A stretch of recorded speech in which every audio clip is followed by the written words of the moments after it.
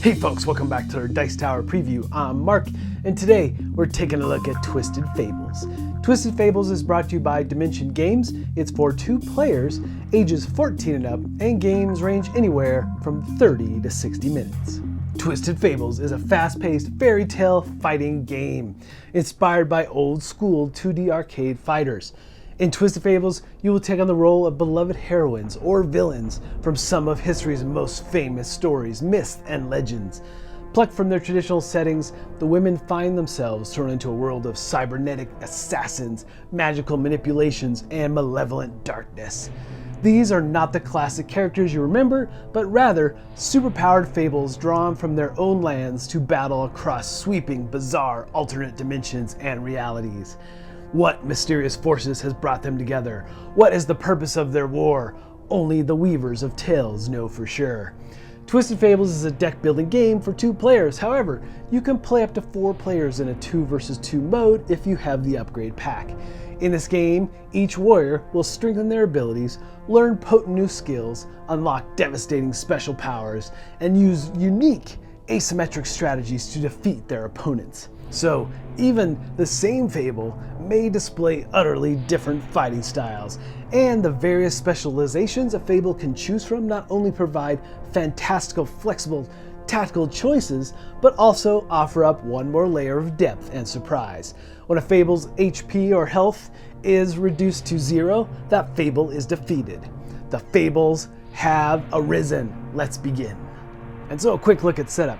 First, of course, we're going to be choosing characters. We've got characters like Red Riding Hood, we've got Alice, we've got Sleeping Beauty, we even have Snow White, who has her own set of poison cards unique to her, as well as a lot of the characters have unique bits that are specific for them. Some have tokens, some have special cards, and so forth.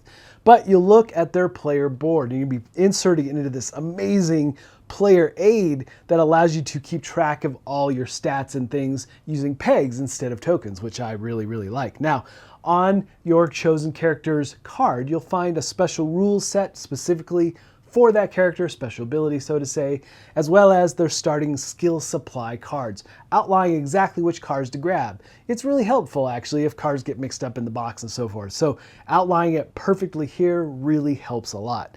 Now, along the way, you're also going to be setting up the fact that you have a general supply of cards that are going to aid you throughout the game. In fact, you're going to be using some of these in your starting deck. And these cards are for movement, attack, and defense. There's even a wild that can act as a level 1 something. But you'll have a level 1, 2, and 3 here, and you'll be able to purchase these throughout the game. The level 1 decks, you'll be adding 3 of each type of the movement, attack, and defense to your starting deck. You'll take all your level 1 cards from your specific skill deck and add them to that and shuffle it up. And at the beginning of the game, there's some differences based on who's going first and so forth, but in general, you're going to be having 6 cards to work with on your turn. And then you'll be setting up your supply decks that you can also buy from that are specific to your character. Beyond that, you have 3 epic cards that we'll get to in a bit and how and when you can access those abilities. In the middle of the table, you're going to set up your fighting track. Now, this is where you're placing your standees, and throughout the game, you'll have to move and engage with your opponent in order to attack and so forth. Now, there's 2 different modes here. This is the standard mode, but if you flip these cards over, you can play in the relic mode where you can use the special abilities of the cards as you land on them. But in general, this is how you're playing, and you're going to be moving along this track and engaging with the enemy.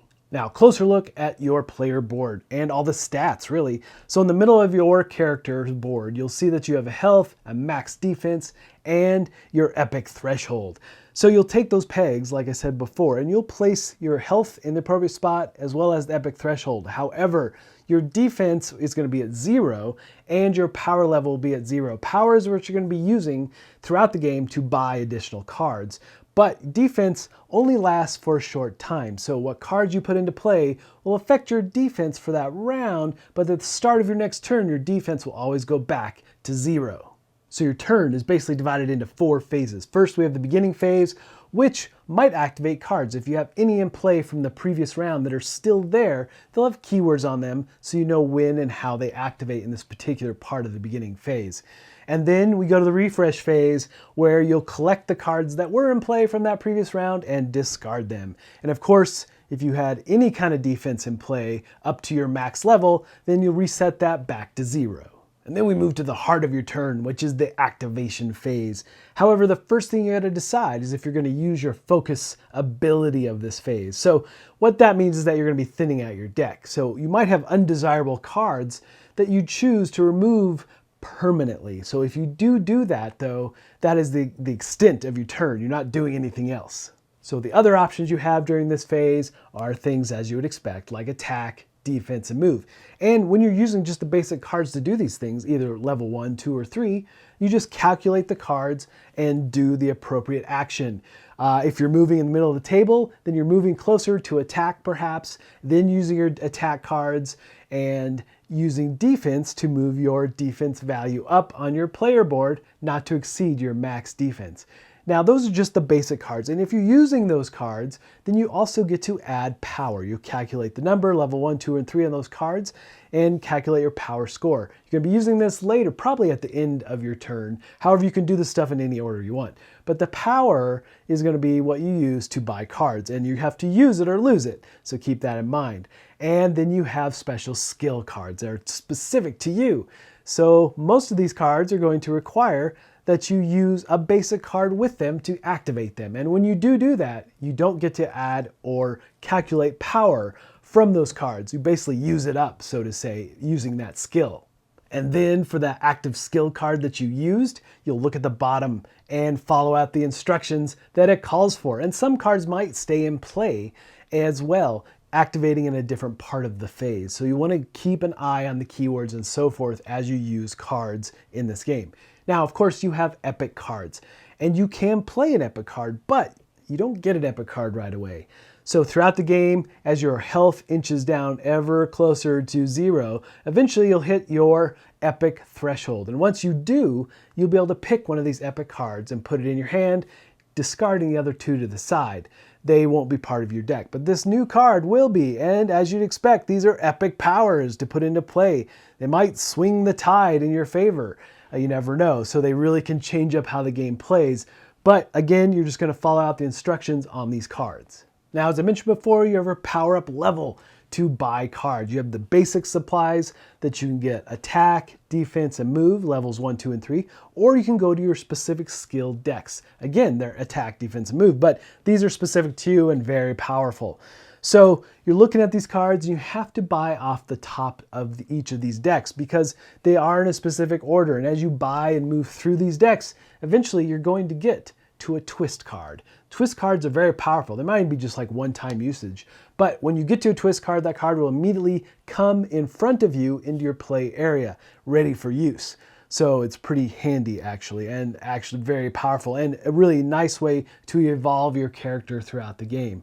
So moving through these different skill decks and having these cards are really crucial. But again, you have to balance that with getting cards from the basic supply because you'll need those to activate or power these special skill cards. And finally, you have component actions, which are basically unique actions.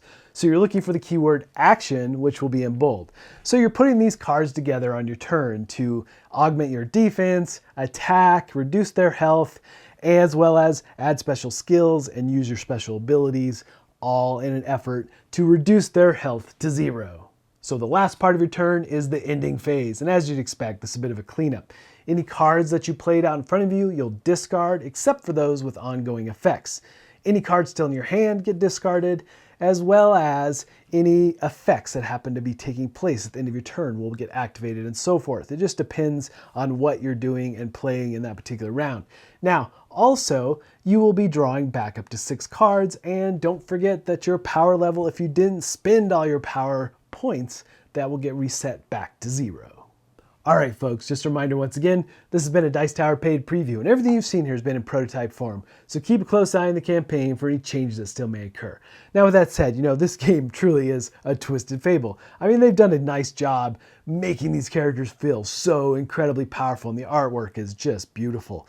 Now, There's a lot of dark theme here as well, so keep that in mind, but it is intriguing and it's a very unique battle game. You do have cards that you need to learn like you'd expect, and we didn't dive deep into how you might put combinations together and how the different cards react and so forth. Like the twist cards that you can get and your epic cards can really play into what you're doing. Just a lot of really interesting choices to be made with these characters. But folks, ultimately, if this looks like something that would be of interest to you, I'm sure they'd appreciate your support. So I think that's it from me, and until next time, we'll see you at the table.